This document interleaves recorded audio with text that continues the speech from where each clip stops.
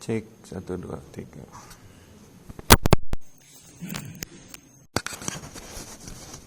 Bismillahirrahmanirrahim. Cek.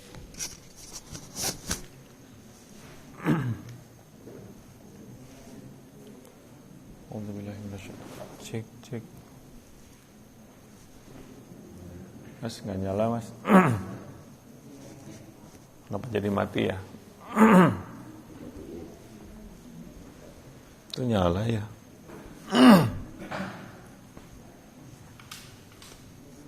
Bismillah. Nah. Jangan minta. Mas. Minta minum. Minta minum. Bismillah. Assalamualaikum warahmatullahi wabarakatuh. Innal hamdalillah nahmaduhu wa nasta'inuhu wa nastaghfiruh wa na'udzu billahi min shururi anfusina wa sayyiati a'malina may yahdihillahu fala mudilla lahu wa may yudlil fala hadiya lahu. Asyhadu an la ilaha illallah wa asyhadu anna Muhammadan 'abduhu wa rasuluh. Allahumma shalli wa sallim wa barik ala sayyidina Muhammad wa ala alihi wa sahbihi ajma'in. Alhamdulillah Bapak Ibu, kita bisa dipertemukan kembali pada pagi hari ini untuk melanjutkan pengajian kita yang biasa diadakan online, pengajian online sejak ramai masalah pandemi Covid. Kemudian sekarang Alhamdulillah kemarin juga MUI sudah mengumumkan sholat sudah tidak berjarak dan boleh ada kajian. Alhamdulillah kita syukuri kita bisa masih diberikan kesempatan oleh Allah Subhanahu wa taala untuk menambah pundi-pundi amal kita. Semoga semua amal kita diterima oleh Allah Subhanahu wa taala. Kemudian tidak lupa sholawat dan salam kita panjatkan kepada suri teladan terbaik, panutan akhlak yang akan kita bahas ini. Akhlak beliau adalah khuluqil azim, akhlak yang agung, Nabi besar Nabi Muhammad sallallahu alaihi wasallam. Kepada keluarganya, kepada para sahabatnya, kepada para tabi'in, tabi'in dan semoga kita seluruh umatnya hingga akhir zaman mendapatkan syafaat beliau di yaumil akhir kelak. Bapak Ibu hadirin rahimakumullah, melanjutkan kajian akhlak. Punten sebelumnya kepada asatidz yang lain gitu ya. Mungkin saya yang paling muda, jadi ini saya istilahnya merangkai aja gitu. Sekalian saya juga terus-menerus belajar bagi diri saya sendiri, kemudian bagi keluarga. Jadi ditanamkan di keluarga selalu ada majelis ilmu dan jadi pemicu juga bagi saya pribadi untuk terus-menerus menuntut ilmu, terutama ilmu agama yang sangat-sangat bermanfaat. Kita berdoa pada subuh pagi hari ini, Allahumma inna nas'aluka ilman nafi'an wa rizqan thayyiban wa amalan mutaqabbalan. Semoga pada hari ini kita diberikan ilmu yang bermanfaat, kemudian rezeki yang thayyib, yang baik, dan amal-amal kita diterima pada hari ini. Yang pertama adalah ilmu yang bermanfaat, yaitu ilmu yang setelah kita ketahui kita bisa laksanakan, dilakukan, dieksekusi, bahkan menjadi habit yang kemarin sempat dibahas jadi kebiasaan. Dan mudah-mudahan itulah yang betul-betul bermanfaat yang akan kita bawa nanti pulang ke tempat kita yang sesungguhnya, yaitu nanti di akhirat. Bapak Ibu, mohon maaf saya kira saya udah pengen pakai infocus, jarang-jarang juga bawa laptop, ternyata kurang koordinasi sayanya, mungkin jadi tidak bisa menayangkan.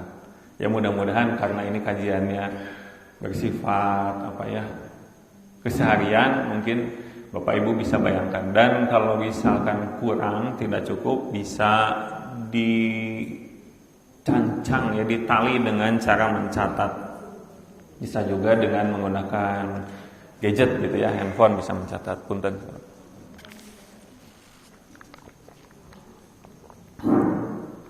Masih ingat Bapak Ibu sebulan lalu ya berarti ya, kalau 4 orang itu sebulan lalu kita membahas tentang apa? Ulah lupa. Hak muslim terhadap muslim yang lain. Hak yang pertama apa Bapak Ibu? Menjawab salam. Gimana nih, udah dipraktekkan belum? Alhamdulillah. Gimana rasanya Bapak Ibu? Ya, coba deh. Kalau yang belum, maka sebagai pengingat pulang dari sini ke rumah, bukan pas masuk pintu rumahnya, tapi pas ketemu orangnya bilang salam ke istri, ke anak. Masuk ke kamar anak, bukan tok, bukan langsung udah sholat belum. Nah itu, tapi didahului dulu dengan assalamualaikum warahmatullahi wabarakatuh. Hai bager, hai kasep, gelis, udah sholat belum, baru gitu. Semua kalau kita ingin menyapa orang, lagi-lagi mengingatkan kembali ya, supaya kita semua bisa selain tidak hanya tahu tapi melaksanakan. Menyapa orang assalamualaikum, sebarkan salam. Kemudian menjawab salam. Kemarin kita sudah belajar menjawab salam itu hukumnya fardu ain atau apa? Fardu kifayah. Ini lupa lagi, kelamaan nih. Ya. Oke, hadisnya itu mudah-mudahan masih ingat ya. Dari Abu Hurairah radhiyallahu anhu bahwasanya Rasulullah sallallahu alaihi wasallam bersabda, haknya seorang muslim terhadap orang muslim yang lain ada 5 perkara, yaitu menjawab salam, meninjau yang sakit, mengikuti jenazahnya, mengabulkan undangannya, bertasmid kepada yang bersin, yakni kalau ada yang bersin mengucapkan alhamdulillah, maka mentasmidkan, mendoakan dengan mengucapkan yarhamukallah, semoga Allah merahmatimu. Kemudian yang bersin itu menjawab yahdikumullah wa yuslihu balakum, artinya semoga Allah memberikan petunjuk padamu dan memperbaiki hatimu. Muttafaq alaih. Kemudian kita kemarin sempat bahas dalam riwayat Muslim disebutkan hak seorang muslim terhadap muslim lainnya ada 6, yaitu jika engkau bertemu dengannya maka berilah salam, jika mengundangmu maka kabulkanlah undangannya, jika ia meminta nasihat kepadamu maka berilah ia nasihat, kemudian jika ia bersin kemudian mengucapkan alhamdulillah maka tasmidkanlah ia, jikalau ia sakit tinjaulah ia, dan jikalau ia meninggal dunia maka ikutilah jenazahnya. Riwayat Muslim. Yang pertama muttafaq alaih, Bukhari dan Muslim. Yang kedua riwayat Muslim. Ada berbeda satu ya kalau masalah. Jadi itu saling melengkapi ya. Kemarin kita sudah membahas lagi, coba diingat-ingat, saya pun coba mengingat-ingat. Tebarkan salam di antara keluargamu maka kalian akan diberi berkah ya di keluarga kita. Kemudian ada hadis yang luar biasa yang kita pegang melalui salam ini, tidak akan kalian masuk surga hingga kalian beriman. Tidak akan kalian beriman hingga kalian saling menyayangi. Maukah kalian aku tunjukkan perkara yang jika dilaksanakan kalian akan saling menyayangi? Jawabannya adalah tebarkan salam di antara kalian. Nah, ini sekali lagi diulang lagi supaya mengingatkan bahwa ini kunci harmonis rumah tangga, kunci juga di keluarga berkah, happy gitu ya. Kemudian juga di masyarakat kita gitu ya, mungkin sekarang kita lihat kok banyak yang ngaji tapi juga banyak yang diadu domba. Jadi sebetulnya ini masalah adu domba Bapak Ibu. Kalau dilihat di YouTube itu memang paling seru kayak gitu, Ustadz Anu versus Ustadz Anu. Kayak main game diadukan gitu. Padahal yang bikin bukan mereka gitu. Itu hati-hati menonton tayangan gitu. Yang bikin itu adalah orang yang ingin memecah belah kita, ukhuwah Islamiyah. Jadi itu langsung kalau yang kayak gitu muncul di rekomendasi YouTube saya not interested, kalau nggak di blok. Ya, kajian 2 jam dipotong 5 menit, ya 5 menit diadukan gitu. Nah, itu luar biasa, itu pekerjaan orang-orang yang mengadu domba, itu sungguh berat nanti di dunia akhir kelak. Padahal mungkin mereka awalnya rame, biar YouTube-nya banyak viewernya gitu. Wallahu a'lam. Jadi kita beralih ke perkara yang kedua tadi, menyebarkan salam. Tebarkan salam, mudah-mudahan kita bisa mempraktekannya terus-menerus hingga akhir hayat kita, ya. Kemudian yang kedua adalah menjenguk orang yang sakit. Lagi-lagi kita bertanya setelah itu, apa hukumnya menjenguk muslimin yang sakit? Nah, apa hukumnya Bapak Ibu? Gimana Pak? Wajib, betul. Wajib ain, wajib kifayah. Wajib kifayah, sama juga. Jika ada yang sakit, sudah ada yang menjenguk, maka sudah gugur kewajibannya. Nah, ini jadi PR buat kita juga ya. Saya juga jadi, ini luar biasa nih, gini. Nah, makanya kita harus bahas. Jadi tidak sekedar tahu ya, saya tahu itu ada 6 hak muslim terhadap muslim lain, tapi jarang kita tahu sampai ternyata keutamaannya, kemudian hukumnya bagaimana gitu ya. Saya jadi ingat sewaktu istri saya melahirkan, yang satu di rumah sakit, ada 2 anak saya, yang satu di rumah sakit umum lahirannya, yang kedua itu di klinik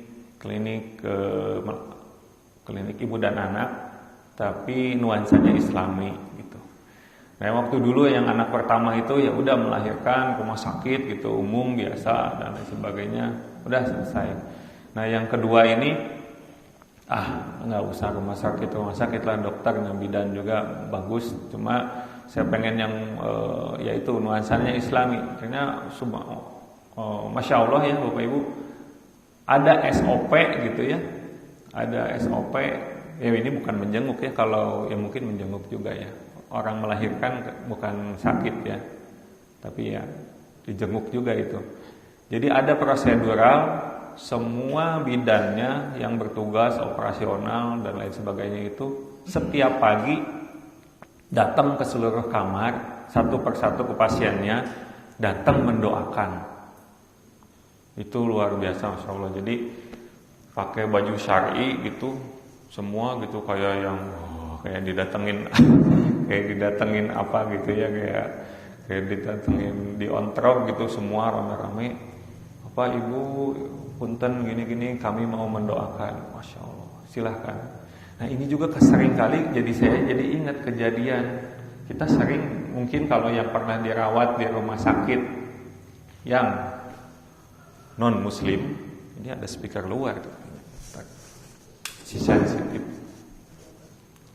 Yang non muslim, misalkan di yang Nasrani, itu biasanya ada mereka mungkin mendoakan, padahal kita muslim.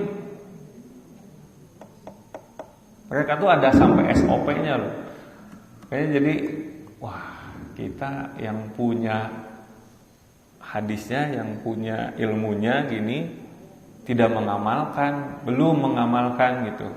Kayaknya ini kalau Bapak Ibu di sini ada yang diberikan rezeki ternyata nanti punya rumah sakit Islam, itu luar biasa banget ya.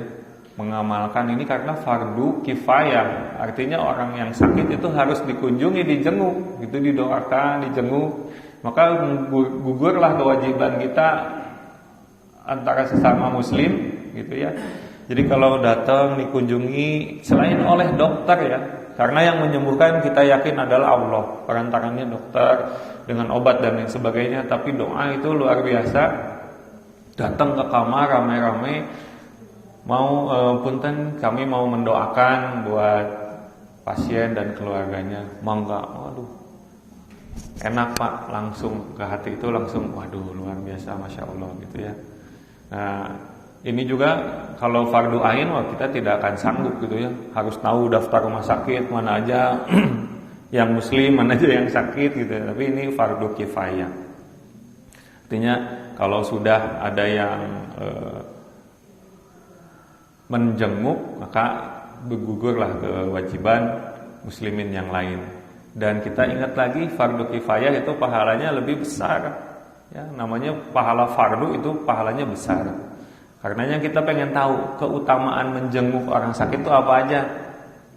Ya. Yang pertama, ini banyak keutamaannya. Saya nggak usah bacakan matan hadisnya, itunya aja ya, terjemahannya supaya Bapak Ibu langsung bisa menyimak.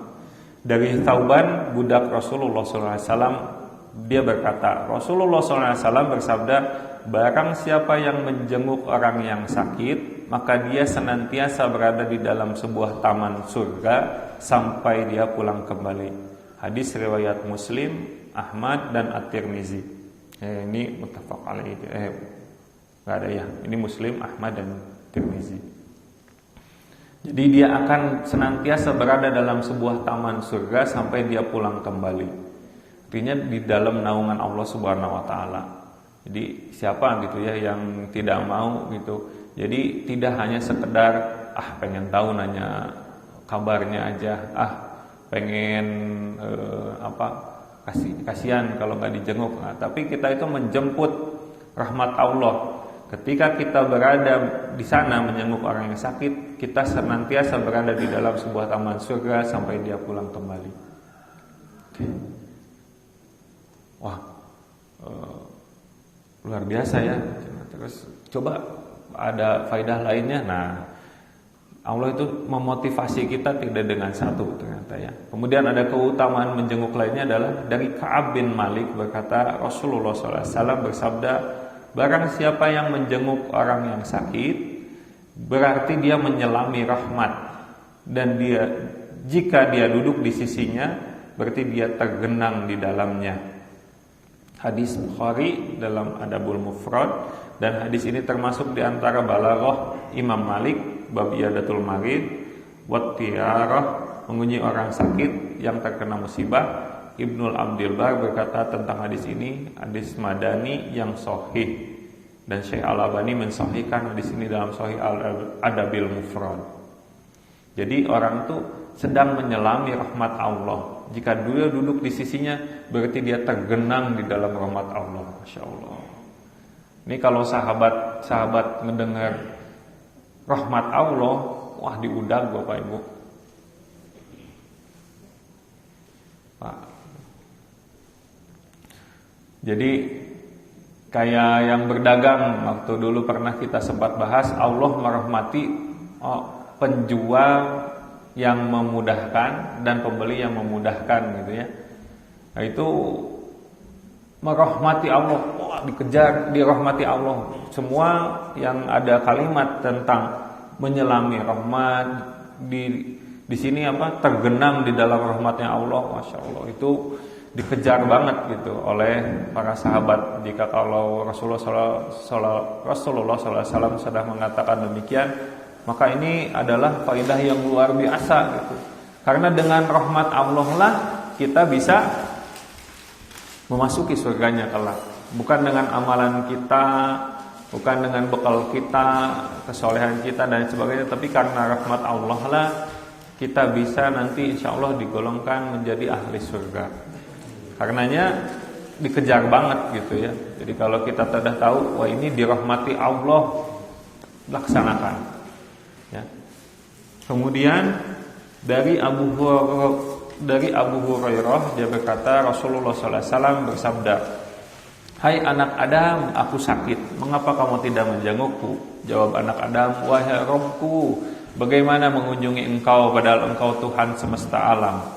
Allah Ta'ala berfirman, apakah kamu tidak tahu bahwa hambaku si fulan sakit? Mengapa kamu tidak mengunjunginya? Apakah kamu tidak tahu seandainya kamu kunjungi dia, kamu akan mendapatiku di sisinya?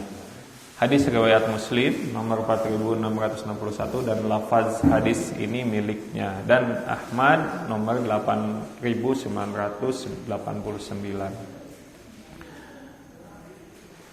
Lagi-lagi ya, jadi jika kamu kunjungi dia, kamu akan mendapatiku di sisinya. Wah, itu faedah yang luar biasa. Nah, kadang-kadang manusia itu Allah tahu manusia itu sifatnya orangnya konkret.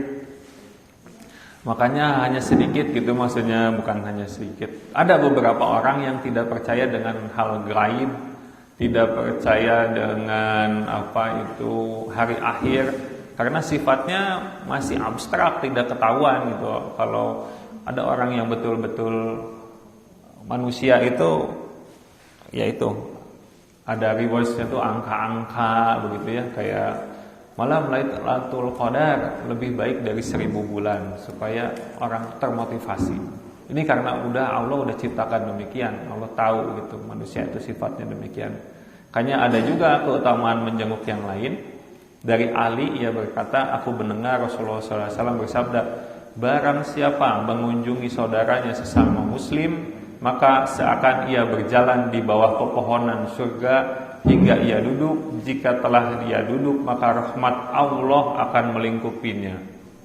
Yang pertama tuh, seakan berjalan di bawah pepohonan surga, teduh gitu ya, hingga ia duduk. Dan jika ia telah duduk, maka rahmat Allah akan melingkupinya. Jika mengunjunginya di waktu pagi, maka 70.000 malaikat akan bersolawat kepadanya hingga sore hari. Bayangin Bapak Ibu, 70.000 malaikat dari pagi hingga sore akan bersolawat. Jika ia mengunjunginya di waktu sore, maka 70.000 malaikat akan bersolawat kepadanya hingga pagi. Hadis riwayat Ahmad, Abu Dawud, Ibnu Majah, dan lafaz hadis ini menurut riwayatnya dan Syekh Al-Albani berkata sahih. Jadi Bapak Ibu, kita bisa bayangin, kita mendapatkan doa orang soleh, seorang kiai, seorang orang yang soleh, kita mendapatkan doa beliau itu luar biasa dikejar. Doakan keluarga saya, doakan saya bisa istiqomah dan lain sebagainya. Ini didoakan 70.000 malaikat Bapak Ibu. Malaikat yang tidak pernah melanggar perintahnya Allah, yang selalu patuh kepadanya. Dan bukan cuma satu, tapi 70.000 malaikat. Masya Allah. Dan bukan cuma sekali didoakannya, terus menerus. Kalau kita pagi menjenguknya, didoakan dari pagi sampai sore oleh 70.000 malaikat. Makanya tadi saya Anda mungkin dikasih glimpse sedikit ya. Didoakan oleh staf rumah sakit, pakai pakaian syar'i semua, berang gitu udah. Punten Bapak Ibu, kami mau mendoakan kesembuhan buat ibu dan anak ya, didoakan. Aduh, terenyuh hati kami. Maka bisa kita bayangkan jika kita melihat sendiri dengan kepala sendiri, 70.000 malaikat mendoakan dari pagi hingga sore. Tidak, kalau yang di rumah sakit mungkin cuma sejenak ya, 5 menit, 10 menit, 10 lagi. Ini dari pagi hingga sore. Kalau menjenguk sore, dari sore hingga pagi, diterus menerus gitu. Maka ini jadi amalan yang luar biasa, dan sahabat itu seperti itu. Dan ini mungkin kita bisa sama-sama budayakan ya Bapak Ibu. Mari kita koordinasi sekarang lebih mudah ya dengan menggunakan WA ya, dengan menggunakan WA. Di sini udah ada grup pengajian dan sebagainya. Yuk kita mulai kebiasaan ini. Sekarang kita sudah tahu ilmunya, maka mudah-mudahan kita bisa laksanakan nih kebiasaan ini. Diumumkan, jangan sungkan. Misalkan ada yang sedang sakit, siapa nanti. Nah biasanya seperti itu sahabat, habis pulang dari masjid beramai-ramai mengunjungi, menjenguk. Karena inilah adab dari Muslim kita ini, agama kita yang luar biasanya sudah sempurna. Nggak ada tuh yang agama lain yang mengurusi seperti ini, dari mulai hal kecil sampai kayak yang detail sampai ke hal-hal yang luas gitu ya. Nah, karenanya ya ini masih ada satu lagi, ini juga sama hadis riwayat At-Tirmizi, Ibnu Majah, Imam Ahmad, hampir sama narasinya. Karenanya ini kita harus kejar Bapak Ibu. Jadi mudah-mudahan WA kita nantinya ke pengajian kita ini bisa, boleh Pak Endrimon Kadang-kadang kita nggak update, saudara kita udah sakit, ternyata 2 hari atau 3 hari gitu. Ya, ternyata itu belum ada yang mengunjungi. Nah, loh kan, gimana tuh? Kalau kita mengunjungi, kemudian menjenguk, insya Allah tuh rahmat Allah, didoakan 70.000 malaikat, insya Allah itu sesuatu yang luar biasa. Ya, tentu saja dengan kondisi sekarang kita sudah tahu dan tidak boleh ada was-was. Sakitnya apa? Aman, misalkan buat dikunjungi, boleh kunjungi gitu. Kalau sakitnya yang tidak boleh dikunjungi sekarang, misalkan karantina, ya mungkin sekarang bisa video call, ya, bisa menggunakan alat telekomunikasi lainnya. Nanti tujuannya apa? Nanti di belakang kita akan kupas bersama-sama. Mudah-mudahan waktunya cukup. Kalau tidak cukup ya dilanjutkan ya. Nanti di pertemuan berikutnya. Ya, yang pertama, yang berikutnya juga sama ya. Apabila seorang menjenguk saudaranya yang muslim yang sedang sakit, maka seakan-akan dia berjalan sambil memetik buah-buahan surga sehingga dia duduk. Apabila sudah duduk, maka diturunkannya kepadanya rahmat yang deras. Apabila menjenguknya di pagi hari, maka 70.000 malaikat mendoakannya agar dapat mendapat rahmat hingga waktu sore tiba. Apabila menjenguknya di sore hari, maka 70.000 malaikat mendoakannya agar diberi rahmat hingga waktu pagi tiba. Hadis riwayat At-Tirmizi, Ibnu Majah, Imam Ahmad dengan sanad sahih. Wah ya, jadi kita sudah tahu keutamaannya. Rahmat Allah kita kejar, akan diliputi rahmat Allah, bahkan digenangi, didoakan 70.000 malaikat terus menerus ya sepanjang hari itu. Nah, kemudian bagaimana sekarang hukum-hukumnya atau adab-adabnya ya, atau kemudian doa-doanya ya, nanti kita akan bahas satu persatu. Yang pertama, bagaimana jika yang kita jenguk adalah orang yang pingsan atau tidak sadar. Nah ini kadang-kadang saya pun kadang-kadang begitu ya. Waktu belum, itu mah masih di ICU, masih belum sadar, tunggu sadar weh. Nah, padahal di sini ya dikatakan dari Jabir bin Abdullah radhiyallahu anhu berkata, aku pernah menderita sakit, lalu Nabi sallallahu alaihi wasallam dan Abu Bakar datang menjengukku dengan berjalan kaki. Ketika beliau menemuiku, ternyata aku sedang pingsan. Maka beliau berwudu dan memercikan sisa air wudunya kepadaku. Aku pun tersadar, ternyata Nabi sallallahu alaihi wasallam sudah berada di depanku. Aku berkata, wahai Rasulullah, bagaimana caranya aku mengurus harta bendaku? Bagaimana caranya aku memutuskan terhadap harta bendaku? Beliau tetap tidak menjawab sampai turun ayat tentang harta warisan. Hadis riwayat Bukhari, Muslim, Ahmad, At-Tirmizi, Al-Nasai, Abu Dawud dan Ibnu Majah dan Ad-Darimi. Ya, ini berarti hadis yang sudah banyak sekali ya meriwayatkannya. Yaitu kemudian dikomentari oleh Ibnu Hajar, sekedar mengetahui keadaan orang yang sakit dengan menjenguknya tidak kemudian menjadikan pensyariatan atau menjenguknya terhenti. Karena di balik itu ia dapat membalut satu, kekhawatiran keluarganya. Kedua, mengharapkan berkah doa dari orang yang menjenguknya. Nah, padahal lagi kritis itu lagi perlu doa dari kita. Lagi kritis, lagi sedang tidak sadar diri, lagi koma, itu sedang perlu pada doa dari kita. Dan keluarganya pun sedang perlu untuk dikuatkan oleh saudaranya yang lain gitu. Keluarganya sedang perlu dikuatkan oleh saudaranya yang lain untuk terus-menerus tanpa putus harapan berdoa kepada Allah. Kemudian bisa meletakkan tangannya di atas orang yang sakit, kemudian bisa mengusap badannya, meniupkan bacaan kepadanya ketika memohonkan perlindungan dan selainnya dalam Fathul Bari. Ya, Ibnu Hajar komentarnya tentang hadis itu demikian. Jadi bagi kita justru jika orangnya itu sedang tidak sadar, nanti aja. Kadang-kadang itu harus diluruskan niatnya. Jadi bukan pengen ketahuan kita tuh udah nengokin gitu.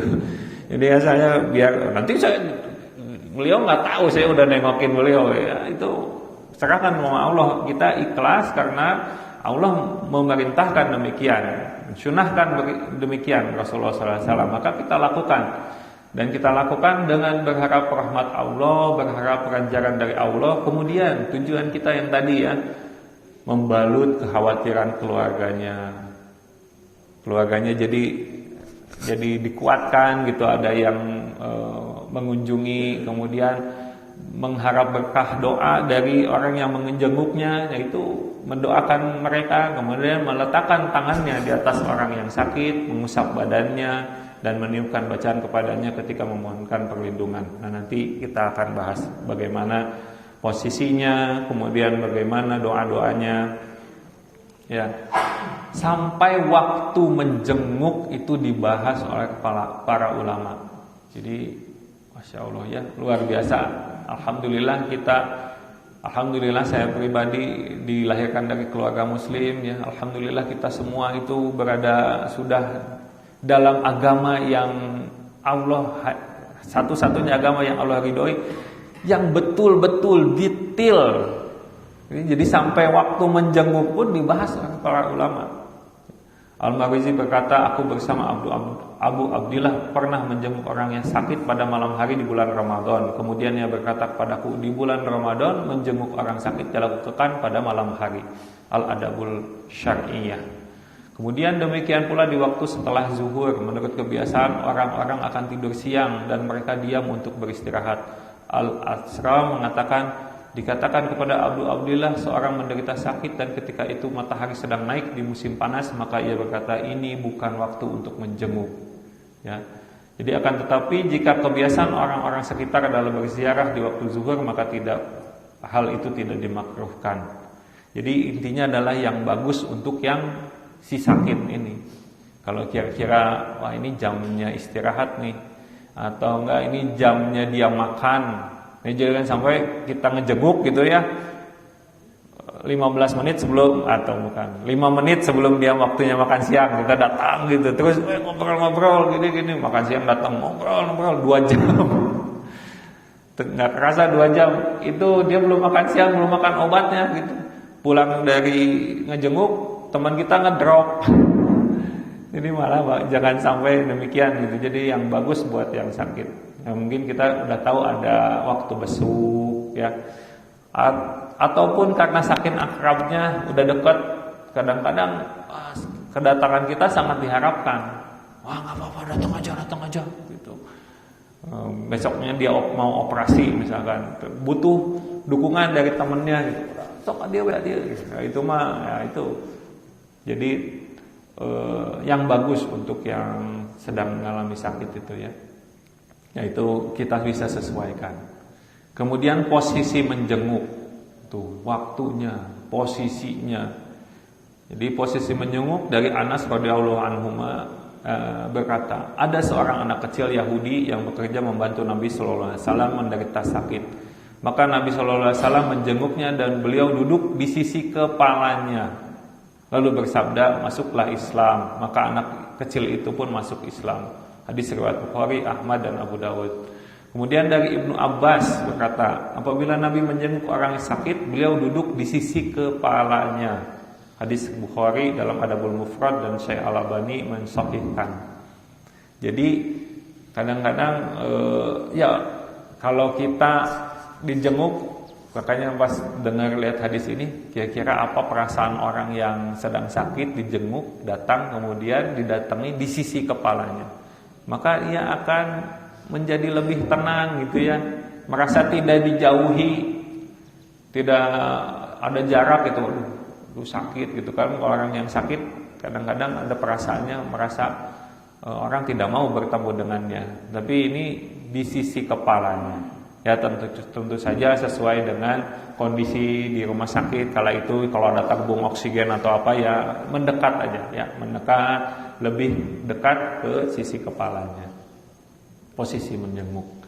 Ya, kemudian adab-adabnya memotivasi, lagi-lagi menghibur muslim yang sakit, bukan memperburuk kondisi. Jadi motivasinya bukan ayo rame-rame orang ke itu gitu. Di sana taunya cuma ngobrol aja antara yang menjenguk gitu. Yang sakitnya jadi malah terganggu gitu, ngobrolin kamari kumaha persin. Wah, itu mah babak pertama gitu. Sibuk kayak gitu kan sampai lama 2 jam pas beres. pulang dari sana, tadi sakit naon si bapak teh? Saya lupa sakit. Itu jangan sampai demikian gitu ya. Jadi tujuannya memotivasi, menghibur muslim yang sakit, bukan untuk memperburuk kondisi. Jangan sampai gitu ya. Kemudian tidak bertanya banyak tentang penyakitnya. Kalau mau bertanya ke keluarganya saja. Nah ini apalagi kalau orangnya populer ya. Kalau enggak orangnya sebanyak temannya, nanti ditanya sekali oke gitu ya. Bapak sakit naon? Kumaha caritana? Nukan dua, bapak sakit naon? Kumaha caritana? Bapak kumaha gimana ceritanya, diulang lagi dari awal. Ayah dari nu datang, saya belum dengar. Gimana bapak ceritanya gitu. Coba bayangkan bapak jadi orang yang sakit, ditanya kayak gitu, udah mah lagi sakit, udah cerita di awal sampai masuk rumah sakit gitu. Kalau mau nanyain kondisinya, mungkin kebaiknya ke keluarganya saja. Itu ya, ke keluarga saya gimana, bapak teh kumaha ceritanya gitu. Jadi tujuannya kita untuk meringankan beban orang yang sakit. Maka jangan ditanya berulang-ulang gitu. Kadang-kadang kita nggak tahu ini udah nanya atau belum, tapi kita ya kadang-kadang juga basa-basi kumaha ceritanya, tapi nantinya orangnya menceritakan panjang lebar ya. Jadi memberatkan yang sakit, dan itu kita hindari. Nah, kemudian jangan memberatkan yang sakit dengan masalah lain, apalagi masalah pribadi. Wah saya malah jadi curhat gitu. Nah itu apalagi jangannya. Kemudian mendoakan agar Allah karuniakan kesembuhan. Nah, ya masih ada waktunya mungkin ya, sedikit lagi. Ini sebetulnya masih ada empat hal lagi ya. Saya kasih gambaran juga. Yang pertama, empat hal lagi yang akan dibahas yaitu mendoakan orang yang sakit, doa-doa untuk orang yang sakit. Kemudian ada pula meruqyah orang yang sakit, ya. Meruqyah orang yang sakit, ruqyah apa saja yang bisa kita lakukan terhadap orang yang sakit. Kemudian mentalkin. Nah, ini juga sesuatu yang harus dibahas, mentalkin. Mentalkin itu memandu ya, membantu orang yang sedang dalam sakaratul maut untuk mengucapkan kalimat la ilaha illallah. Kemudian juga bagaimana jika ternyata setelah itu orang yang kita jenguk ternyata qadarullahnya wafat. Ya, sampai demikian. Ya, mungkin yang buat cakupan yang akan saya bahas. Ya, waktunya sedikit lagi mungkin saya akan batasi sampai mendoakan yang sakit. Ya, tadi kita sudah mempelajari apa keutamaannya, hukumnya yang pertama. Kemudian apa keutamaannya? Keutamaannya udah begitu kita pelajari. Kemudian apa adab-adabnya? Jadi kita sudah juga bahas. Kemudian sekarang mendoakan yang sakit. Apa sih doanya? Nah, Bapak Ibu sudah hafal doanya Bapak Ibu? Ada yang Allahumma rabban nas. Kemudian apa lagi? Ya ini harus dihafal ya. Jadi yang paling sederhana adalah la ba'sa tahurun insya Allah. Tidak apa-apa, sabar. Semoga ini menjadi penghapus dosa jika Allah menghendakinya. Nah, makanya kita sadari, kita juga tahu bahwa orang yang sakit ikhlas menerimanya, ridho, itu Allah akan menghapus dosa-dosanya. Nah ini anak saya kemarin sempat juga waktu beberapa seminggu ke belakang ya kalau nggak salah, yang ngalami panas gitu, panas apa itu bukan panas sih, tapi waktu di tem itu 37 nggak belum panas, saya bilang gini mah. Ini mah apa namanya tuh meriang aja lah, apa riut gitu kalau orang Sunda mah ya. Sampai nangis gitu karena itu was-was gitu, jangan-jangan kakak kena COVID cenah. Iya. Jadi la ba'sa tahurun insyaallah. Tidak apa-apa. Semoga ini jadi penghapus dosa-dosa kakak. Ya. Jadi terima sama Allah, bilang ya Allah, saya terima, saya ini sedang diuji sakit. Saya ini mungkin banyak dosa dan Allah sayang sama saya Allah pengen menggugurkan dosa-dosa saya lewat sakit saya ini, dan jika saya bersabar maka dosa-dosa saya akan berguguran gitu. Dan ya itu, jadi kita menghibur orang yang sakit dengan doa ini. Yang pertama, la ba'sa tahurun insya Allah. Ya. Kemudian doa yang berikutnya dalam riwayat Muslim disebutkan. Nah, di sini disebutkannya matanya Allahumma sfi sya'dan Allahumma sfi sa'dan thalatha mirar. Jadi dalam riwayat Muslim disebutkan, ya Allah sembuhkanlah Sa'ad. Ya Allah sembuhkanlah Sa'ad 3 kali. Hadis riwayat Muslim. Nah, Sa'ad ini adalah sahabat Nabi. Maka kita tinggal ganti aja. Allahumma shfi nama sahabat kita. Allahumma shfi Lukman Agus. Allahumma shfi Pak Sudiono gitu ya. Tinggal diganti gitu. Jadi mudah. Ya, bacaan-bacaannya tidak nanti banyak gitu variasinya, tapi jangan sampai kita lupakan cuma nanya kabar, cuma nanya ini. Nah, kita dekati kepalanya, datangi la ba'sya tahurun insyaallah. Kemudian boleh sambil megang tangannya, sambil megang dadanya atau kepalanya kalau betul dia tidak lagi diem gitu ya kan. Allahumma shfi fulan, Allahumma shfi fulana 3 kali. Ya. Ya, kemudian ada lagi doa lainnya adalah as'alullahal azim rabbal arsyil azim ayyashfiyaka. Ya. Artinya aku mohon kepada Allah yang Maha Agung, Tuhan Arsy yang agung, semoga Dia menyembuhkanmu. Diucapkan 7 kali. Nah, ini pendek juga. Nanti kalau bapak-bapak perlu nanti ini di-share ya di grup pengajian ya, doa-doanya. As'alukallahal azim rabbal arsyil azim ayyasfiyak. Ya. Allah yang Maha Agung, Tuhan Arsy yang agung, semoga Dia menyembuhkanmu. Diucapkan 7 kali. Kemudian ini hadisnya dari Ibnu Abbas. Beliau berkata, barang siapa yang mengunjungi orang yang sakit yang belum datang ajalnya, kemudian ia mengucapkan doa di sebelahnya sebanyak 7 kali yang tadi, as'alullahal azim rabbal arsyil azim ayyasfiyaka, aku mohon kepada Allah yang Maha Agung, Tuhan Arsy yang agung, semoga Dia menyembuhkanmu, maka Allah akan menyembuhkannya dari penyakit tersebut. Hadis riwayat Ahmad, Tirmizi, Abu Dawud, dan lafaz ini dari beliau dan Syekh Al-Albani sekali lagi mensahihkannya. Jadi yang saya kumpulkan di sini adalah hadis-hadis yang sahih yang bisa diamalkan oleh kita semua. Ya. Nah, itu dulu mungkin ya sampai situ. Jadi kita sudah mengetahui juga doa-doanya. Ada 3 doa yang tadi la ba'sya tahurun insyaallah, kemudian Allahumma shfi nama orang tersebut, kemudian as'alullahal azim rabbal arsyil azim ayyasfiyaka. Ya, insyaallah di pertemuan berikutnya masih ada ya cara meletakkan orang yang sakit, kemudian meruqyah orang yang sakit ya dengan ruqyah yang disunahkan oleh Nabi kita Muhammad sallallahu alaihi wasallam. Mungkin itu yang bisa saya sampaikan pada hari ini. Semoga ada manfaatnya dan kita bisa mulai di grup kita gitu ya mengabarkan, dan kita mulai kebiasaan baik ini. Mudah-mudahan kita bisa saling mengunjungi jika ada saudara-saudara kita yang sedang sakit. Wallahu a'lam bishawab. Subhanakallahumma rabbana wa bihamdika asyhadu an la ilaha illa anta astaghfiruka wa atubu ilaik. Assalamualaikum warahmatullahi wabarakatuh.